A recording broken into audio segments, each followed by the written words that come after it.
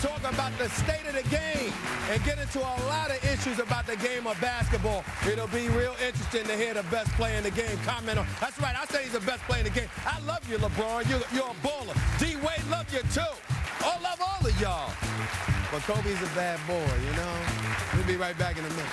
You know, this season's been kind of rough for the NBA thus far. When you look at just some of the things that have been transpiring, the new ball, the no tolerance rule, and then the melee takes place at Madison Square Garden.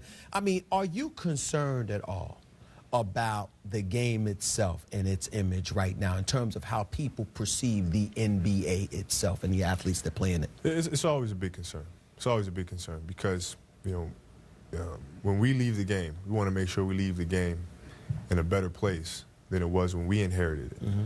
So we want to make sure that when we leave it to the next generation, it's in a good state. But do you think enough guys in the NBA think along those lines, Kobe, that they're cognizant of those who paved the way for them to be where they are today? Well, I think the more years that they spend in the league, the more they start to understand that. I don't know if Charles or Michael or any of those guys understood it their first few years in the league.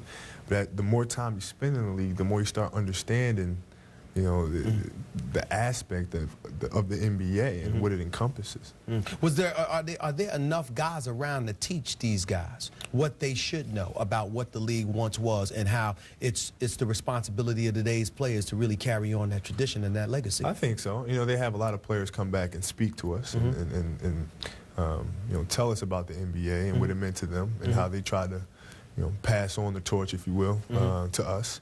And we, in turn, have to try to do the same thing. Now, you're here today because you were in Harlem today, correct? You were in Harlem today. I want you to talk about that. I spoke to Executive Director of the Players Association, Billy Hunter, yesterday on my radio show, and he was talking about how yourself, Stephon Marbury of the New York Knicks, several other guys in the NBA went and just pretty much were very, very charitable. I want you to talk about what you did today. Well, it was a great partnership with the NBA and an organization called Feed the Children.